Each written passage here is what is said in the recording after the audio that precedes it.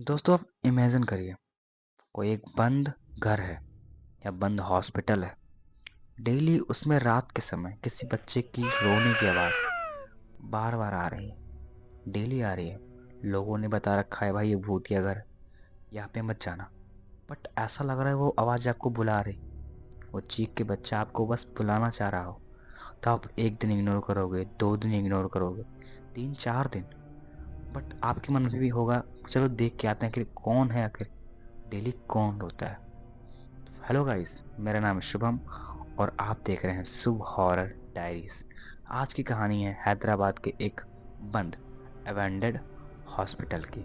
चलिए आज की इस स्टोरी को शुरू करते हैं। स्टोरी काफ़ी इंटरेस्टिंग और डरावनी होने वाली है। कहानी रियल है तो पूरा ज़रूर सुनिएगा।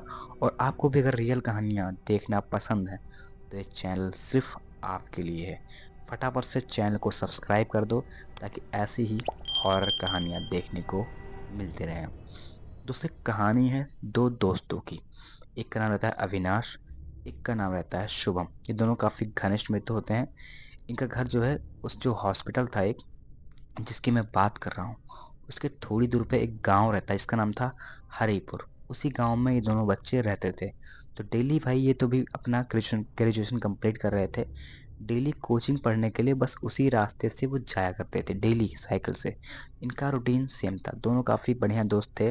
डेली साथ में जाते, डेली साथ में आते। तो अविनाश जो था उससे कभी न कभी वो निगाह उस हॉस्पिटल की तरफ जो काफ़ी बंद पड़ा है बहुत दिनों से, उसकी तरफ इसकी निगाह हमेशा जाती कि भाई ये बंद क्यों है। और काफ़ी समय से बंद पड़ा है तो लोगों गांव में अफवाहें भी फैली हुई थी कि वो घर जो है वो हॉस्पिटल जो है श्रापित हॉस्पिटल है, उसमें भूत दिखते हैं, लोगों की चिल्लाने की आवाज़ें आती हैं। तो गांव में ये सब अफवाहें फैली होती हैं। बट ये लोग थे लॉजिकली बात को समझने वाले। ये लोग बातों पे ध्यान नहीं देते किसी के, जो देखेंगे वही मानेंगे। इन लोग के अंदर यही था। वहीं जो शुभम था थोड़ा समझदार था, हाँ गांव की बातों को थोड़ा मानता वानता भी था। लेकिन जो अविनाश था वो ऐसा लड़का था कि भाई जो उसको देखेगा उसी को समझेगा वो, चाहे भगवान हो या शैतान हो, जिसको मैं देखूंगा उसी पे मैं ट्रस्ट करूंगा, ऐसा वो बंदा था। तो धीरे धीरे भाई ये लोग कोचिंग जा रहे हैं, कोचिंग से आ रहे हैं। बट अविनाश के मन में कहीं ना कहीं था भाई मुझे आखिर जाके वहाँ पे देखना है, मुझे वहाँ पे जाके चेक करना है भाई क्या सच में कुछ ऐसा है या गांव में सिर्फ अफवाहें फैली हुई हैं। तो एक दिन ये अपने दोस्तों से शुभम और अविनाश जब रास्ते से लौट रहे थे तो उस जब हॉस्पिटल के पास जो बंद वीरान हॉस्पिटल पड़ा हुआ है वहाँ पहुँचता है तो अविनाश पूछता है शुभम से, शुभम भाई तुमने कुछ सुन रखा है क्या इस हॉस्पिटल के बारे में? मैंने तो काफ़ी अफवाहें सुन रखी हैं कि यहाँ पे आवाज़ें आती हैं ये वो। तभी वो शुभम बोलता है कि हाँ भाई मैंने देखा तो कुछ नहीं है, बट हाँ गांव वाले बताते हैं कि पहले जो यहाँ पे हॉस्पिटल हुआ करता था काफ़ी बढ़िया चल रहा था। बट यहाँ पे कुछ इलीगल एक्टिविटीज़ हुई थी जिसकी वजह से सरकार ने इसको बंद करवा दिया है। यहाँ पे कुछ गलत काम किए जा रहे थे जिसकी वजह से इस हॉस्पिटल को बंद करके इसको सील कर दिया गया है। अंदर आना सबका मना है, बट गांव वाले बोलते हैं कि यहाँ पे कुछ आवाज़ें आती हैं। तब अविनाश बोलता है क्यों ना भाई हम लोग आज चेक करते हैं रात में आके, आखिर देखते हैं आखिर है क्या। बट मैं सुबह बोलता नहीं भाई मैं नहीं जाऊँगा, मेरी मम्मी को पता लगेगा भाई बोल डांट खाएंगी। बोला अविनाश ठीक है तुम नहीं जाओगे बट मैं जाके देखूंगा एकदम। बट शुभम बोलता है अरे भाई पागल मत हो, वहाँ मत जाना, वो सेफ़ नहीं है, कुछ दिक्कत हो जाएगा, फालतू में फंस जाओगे। बट उसकी बातों पर अविनाश तो शुभम की बातों पे हाँ ठीक है भाई नहीं जाऊँगा बोल तो देता है। बट उसके मन में था भाई जाके मुझे देखना है। वो अगले दिन जब वो कोचिंग से शाम के टाइम लौट रहा होता दोनों दोस्त, तो बोला ठीक है भाई वो लोग मुझे कुछ काम है, मुझे मार्केट जाना है, तुम जाओ मैं आता हूँ। वो जाके जब शुभम चला जाता है तो ये आता है रात के समय और देखता भाई कि यहाँ पे एक बहुत दिन पहले जब मैं आया था यहाँ पे मैंने एक सिक्योरिटी गार्ड को देखा था जो यहाँ पे घूम रहा था।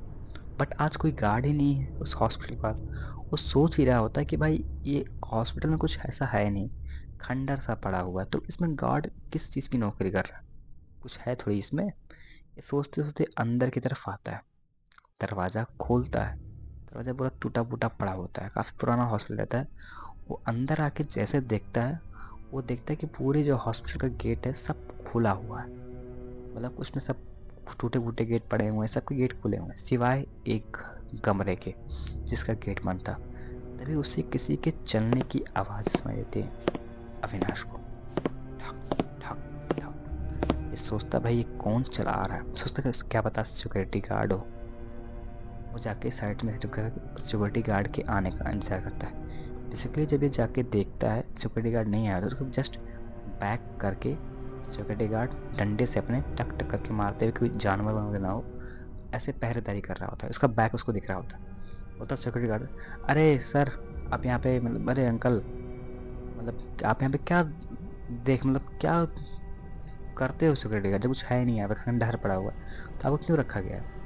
ऐसा बोलता सिक्योरिटी गार्ड को। और सिक्योरिटी गार्ड बोलता है, मैं यहाँ पे सामानों की हिफाजत नहीं करता हूँ, यहाँ पे उन आत्माओं की हिफाजत करता हूँ जिनसे लोगों को खतरा ना हो। जैसे बोलता हूँ, अरे क्या पागलों वाली बात कर रहे हो? अविनाश बोलता है, उसके कंधे पे जिस टाइम हाथ रखता है, वो देखता है सिक्योरिटी गार्ड जैसे पलटता है, उसके देख के भाई उसके होश उड़ जाते हैं कि लिटरली सिक्योरिटी गार्ड जो था उसकी, मतलब कंकाल है पूरा वो, उसकी बॉडी ही नहीं है, वो जिंदा ही नहीं। जिसे देखता है भाई उसके पसीने से वो भीग चुका होता है, फटाफट भागते हुए छिपने का ट्राई करता है, पर उसी टेंशन में भाई वो अपना एग्जिट रास्ता सब कुछ भूल चुका होता है कि भाई मैं जाऊँ कहाँ, किस रास्ते से मैं आया, किस रास्ते से जाऊँ, उसे कुछ भी समझ नहीं आ रहा।